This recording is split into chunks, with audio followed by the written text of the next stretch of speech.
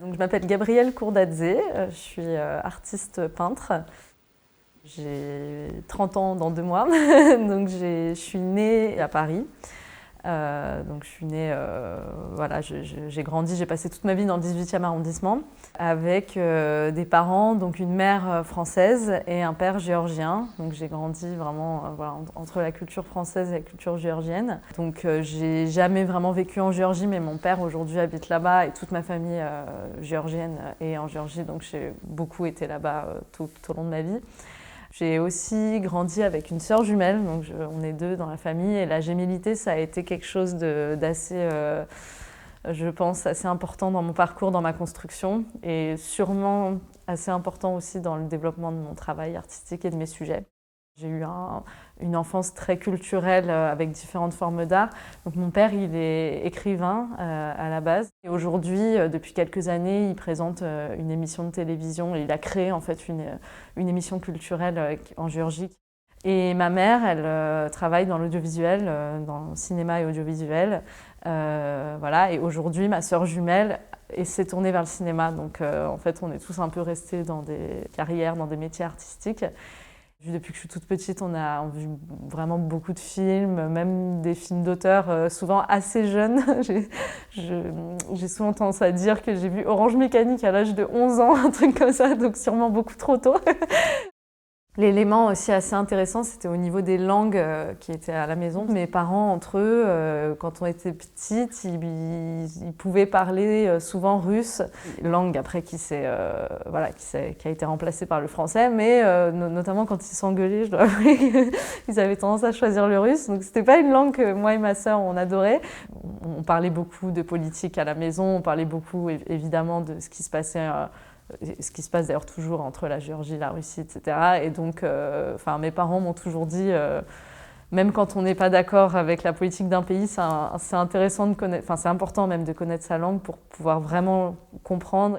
Avec ma sœur, on a appris un peu par nous-mêmes aussi en parallèle le géorgien pour pouvoir parler aussi à notre famille.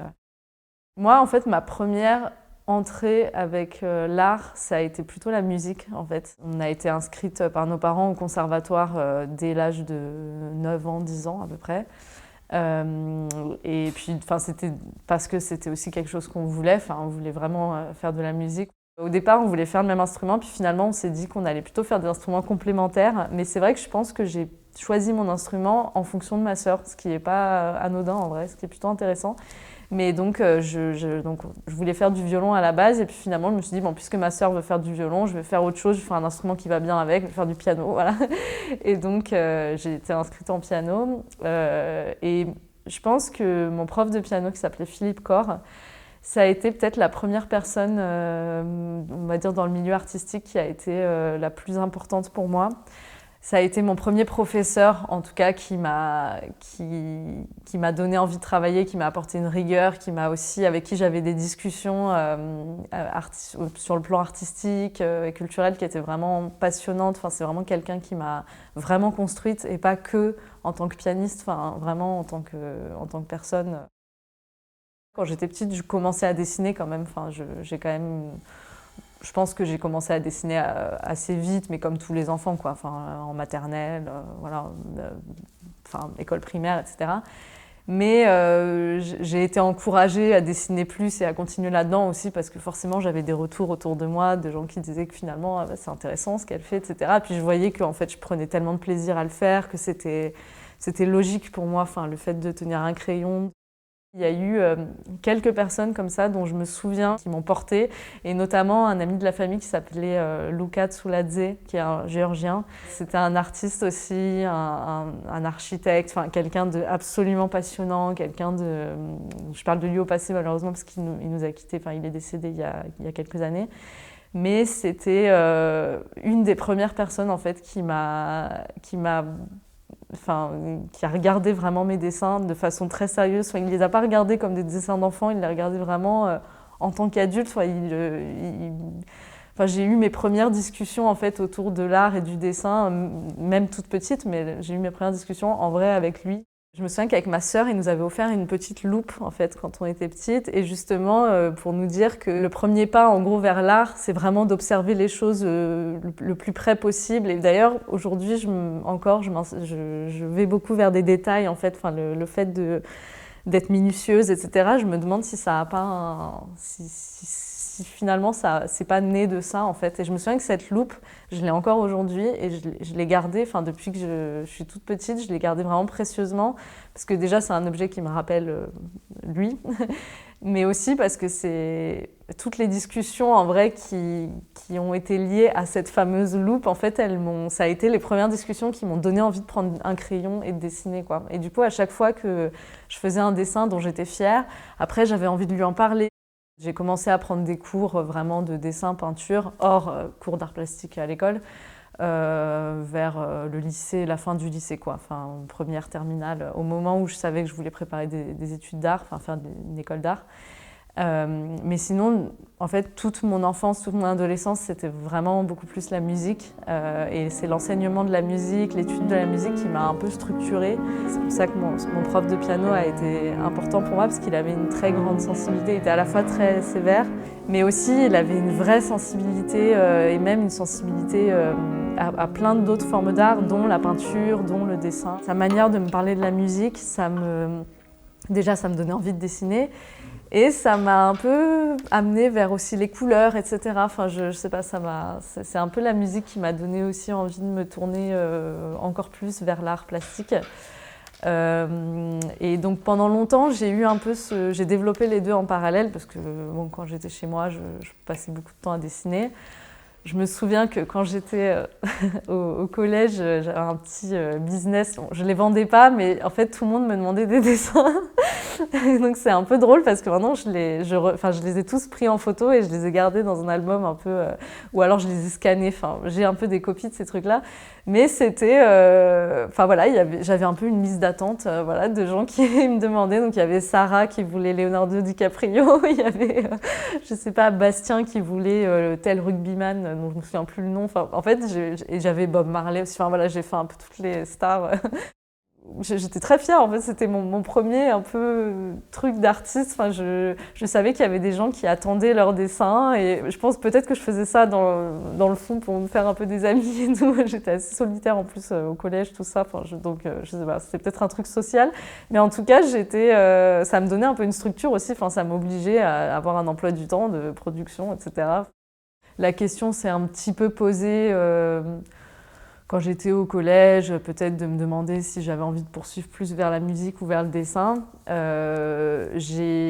Au lycée, j'étais dans un lycée à horaire aménagé, donc au lycée Racine à Paris, qui est un lycée du coup, pour les musiciens et les danseurs, ce qu'on appelle les classes CHAM, c'est-à-dire qu'on a cours que le matin au lycée et puis l'après-midi, on a l'après-midi libre pour jouer de la musique. M'obliger à une certaine rigueur, à me dire voilà, cet après-midi, même si mon après-midi est libre, je vais aller au conservatoire faire 6 heures de piano, voilà. Bah, finalement, je me rends compte aujourd'hui que c'est sûrement ce qui me permet d'arriver à tenir une vie d'artiste qui est un peu parfois difficile à... C'est pas si simple, quoi. La liberté totale, ça peut être un peu difficile à gérer.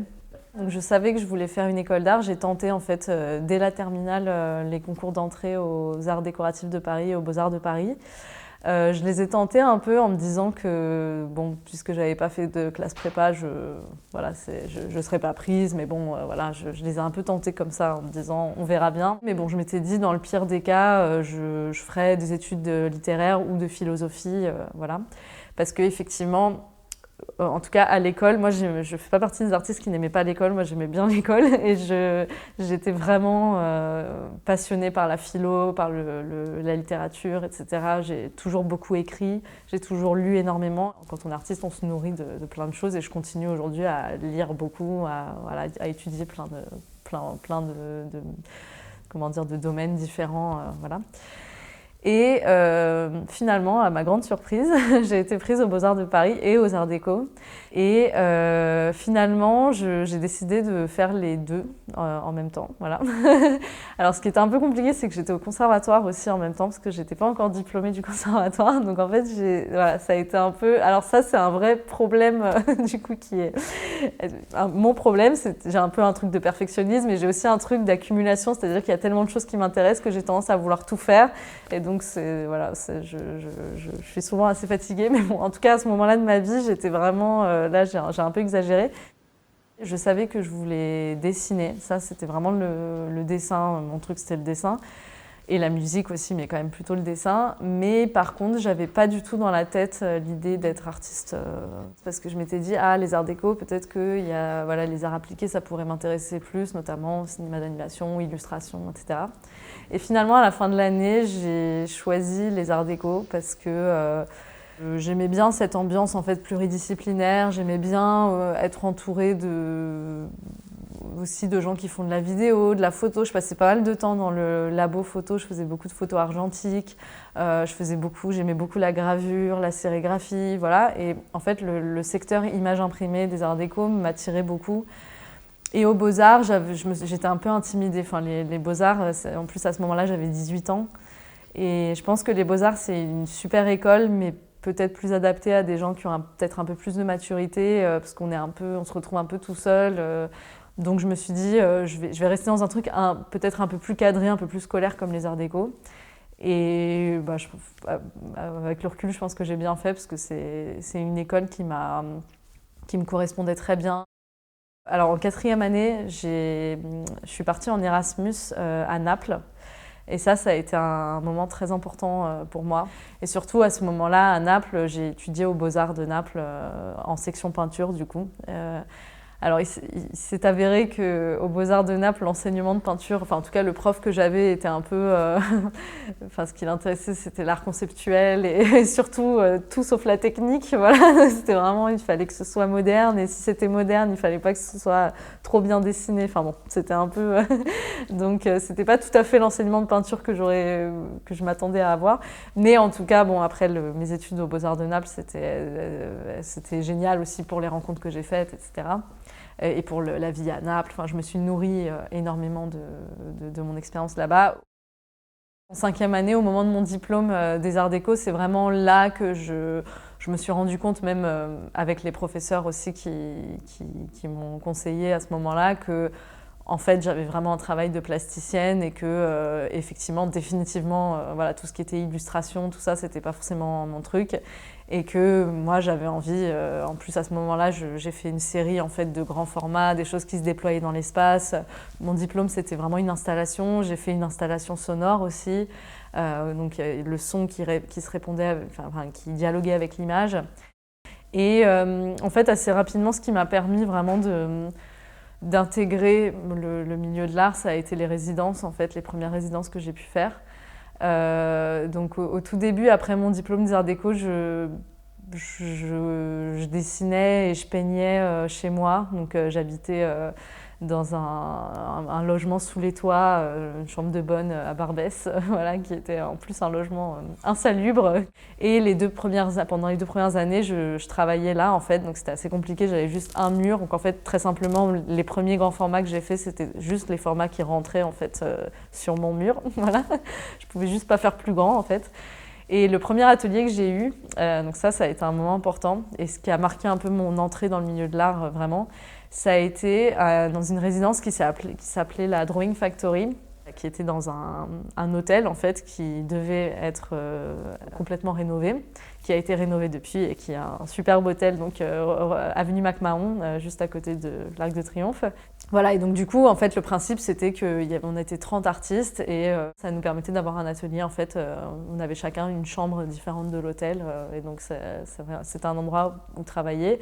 Et donc pour moi, c'était vraiment assez émouvant parce que c'était mon tout premier atelier en fait de toute ma vie, donc j'étais très contente. Et en plus, je faisais partie de ceux qui avaient la chance d'avoir un tout petit balcon avec vue sur l'Arc de Triomphe. Donc je me suis dit que je passais vraiment des 2 extrêmes, quoi, de la chambre de bonne à Barbès à l'atelier avec vue sur l'Arc de Triomphe.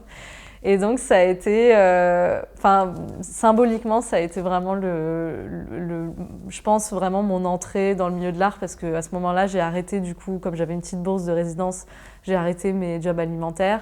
Et je me suis dit, bah voilà, ça y est, je vais me consacrer à ça. Et puis voilà. Et en fait, assez rapidement, pendant les portes ouvertes, voilà, il y a des collectionneurs qui ont commencé à voir mon travail. J'ai rencontré des galeristes aussi.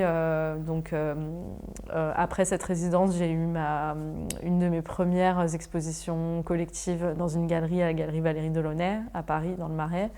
Galerie avec laquelle j'ai poursuivi une collaboration. Donc j'ai préparé ma première exposition personnelle chez elle donc, en 2022. Après, j'ai enchaîné résidence, exposition, personnelle, collective, voilà. Et donc, ça m'a permis de aussi avoir différentes étapes de développement dans mon travail. Au début, c'était beaucoup de encre sur papier.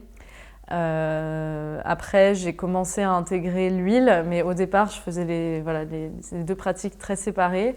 Au niveau de mes sujets, c'était quasi exclusivement des sujets humains, enfin des corps vus à échelle 1, enfin voilà.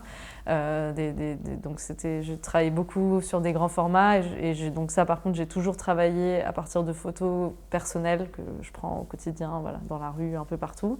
Enfin, je me suis toujours intéressée évidemment à l'humain, au corps. Ça me permet aussi d'intégrer un peu tous mes sujets d'études préférés qui sont la philosophie, même la médecine en réalité, la neurologie, enfin il y a plein de choses, plein de domaines qui m'intéressent.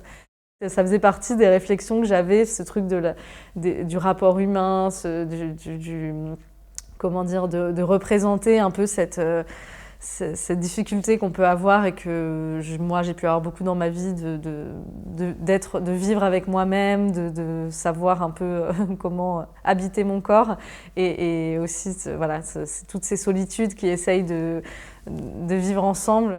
Au début, je représentais beaucoup de personnages seuls. Ensuite, j'ai commencé beaucoup de superpositions, mais toujours en représentant les corps en entier. Je reviens un peu vers la musique parce qu'en réalité, je commence un peu à expérimenter avec le son, à avoir envie de composer aussi des choses sonores par rapport à mes images qui de plus en plus m'évoquent quelque chose de sonore en fait. Enfin, voilà. Ces dernières années, je me suis beaucoup intéressée au corps pris dans sa dimension extérieure. Et aujourd'hui, je m'intéresse un peu plus à l'humain dans sa dimension intérieure, en fait. Donc, tout ce qui concerne la perception, j'essaye d'exprimer un peu plus, moi, mon ressenti intime, en fait, par rapport au monde. Et je pense que ces dernières années, j'ai eu peut-être aussi des difficultés qui m'ont donné envie d'exprimer quelque chose d'un peu plus personnel, d'un peu plus intime.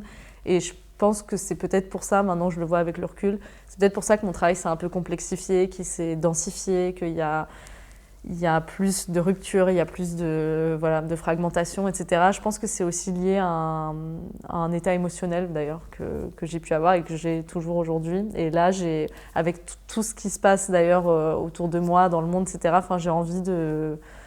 Je suis beaucoup dans des questionnements par rapport au sens des images que je donne à voir. Et donc, voilà, je fais évoluer mon travail en essayant d'exprimer un peu mieux les sensations intérieures que j'ai, quoi, plutôt que d'être dans une observation des autres. Maintenant, j'ai un peu plus envie d'exprimer mon regard intime, quoi, sur le monde qui m'entoure. Voilà.